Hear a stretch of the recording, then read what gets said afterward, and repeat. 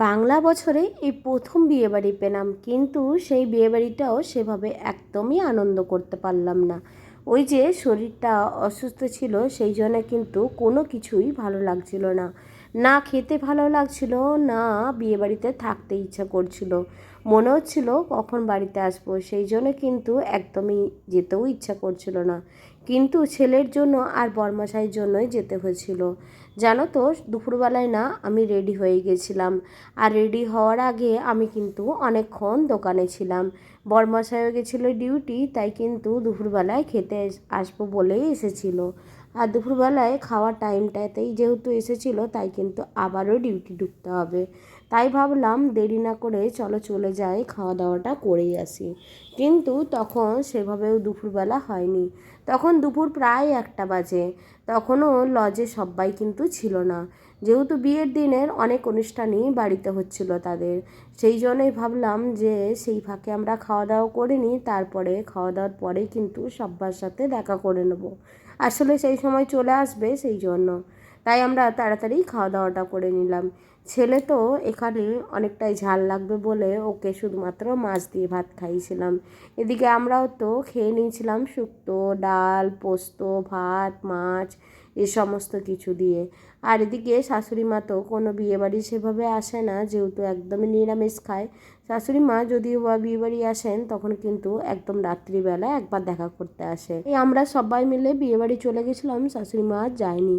তারপরে বিয়েবাড়ি থেকে খাওয়া দাওয়া করে এসে এদিকে অদ্রিতকেও তো ঘুম পাড়িয়ে দিয়েছিলাম, এদিকে আমিও একটুখানি ঘুমিয়ে নিয়েছিলাম। আবার বিকালবেলায় ঘুম থেকে উঠেই যেহেতু দোকানে যেতে হবে, আবার কিছুক্ষণ দোকানে বসে তারপরে আবারও বিয়েবাড়ির উদ্দেশ্যে রওনা দেবো। আর বিকালবেলায় জানো তো ভালোই বৃষ্টি আরম্ভ হয়েছিল, তাই ভাবলাম বিয়েবাড়িটা হয়তো যাওয়াই হবে না।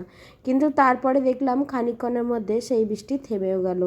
তারপরে যেহেতু বরমশাই চলে এলো, তাই আমাকে বাড়িতে পাঠিয়ে দিল। বললো তুমি এবারে রেডি হও, তাই আমিও চলে এলাম বাড়িতে রেডি হতে। এদিকে সবাই যেহেতু কাকিমাদের বাড়িতে রেডি হচ্ছিল, তাই একটু দেখা করে নিলাম। সবাই কিন্তু একসাথেই বিয়েবাড়ি যাব আমরা, যেহেতু দুপুরবেলায় কেউ কারোর সাথে একসাথে একদমই যেতে পারিনি। যে যখন পেরেছি সে তখনই গেছি, আবার খাওয়া দাওয়া করে বাড়িতে চলে এসেছি। আর সন্ধ্যাবেলায় না আমি রেড কালারের এই একটা শাড়ি পরেছিলাম, এটা জানো তো আমার বিয়ের শাড়ি। কিন্তু শাড়িটা এত সুন্দরভাবে রাখা ছিল, আমার তো প্রথমে ভাঙতে একদমই ইচ্ছা করছিল না। তারপরে ভাবলাম এই শাড়িগুলো যদি এখনই না পরি, তাহলে কখনই বা পরবো। সেই জন্য দেখো সিম্পলভাবেই রেডি হয়েছিলাম। আমার রেডি হওয়া মানে সেটা তো খুবই সিম্পলভাবে। আর এই শাড়িটা জানো তো আমার বাবার বাড়ি থেকে না তত্ত্বতে আমাকে পাঠিয়েছিল। আর আমাদের মেয়েদের জানো তো এই বিয়ের শাড়ির প্রতি না একটা আলাদাই ইমোশন জড়িয়ে থাকে। প্রত্যেকটা শাড়ি আমরা যতবারই পরি না কেন, মনে হয় যেন এই শাড়িগুলো একদমই পুরনো হয় না। আর শাড়ির মধ্যে একটা যে আলাদা স্মেল ওঠে, সেই স্মেলটা না ভীষণ প্রিয় আমাদের কাছে। তারপরে দেখো এখানে সবাই মিলে রেডি হয়ে গেছিলাম।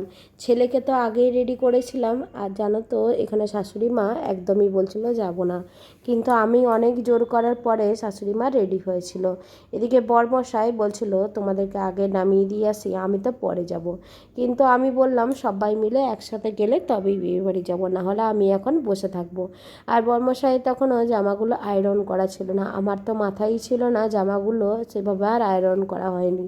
তাই কিন্তু বরমশাই এসে এখানে আয়রনটাকে করে নিল। বিয়ে বাড়ি বা যে কোনো অনুষ্ঠান বাড়ি যাওয়ার আগে যদি দেখে জামা একদমই আয়রন করা নেই, তখন একটুখানি যদি ভাঁজটা নষ্ট থাকে না, তখনই সেই মুহূর্তে বরমশাই কিন্তু আয়রন করে নেয়। তারপরেই তো আমরা বিয়ে বাড়িতে পৌঁছে গেলাম সবাই মিলে।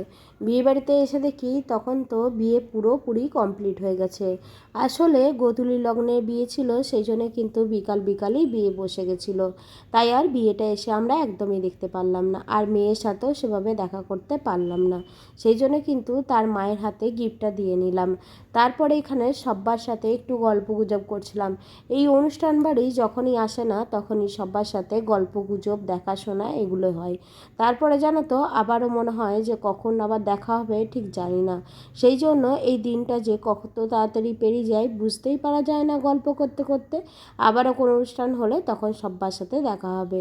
তারপরে আমি চলে গেছিলাম স্টলের খাবারগুলো খাওয়ার জন্য। যেহেতু তখন অতটা রাত্রিবেলা হয়নি, তাই কিন্তু স্টলের খাবারগুলো খেয়ে আমরা অনেকক্ষণই বসেছিলাম।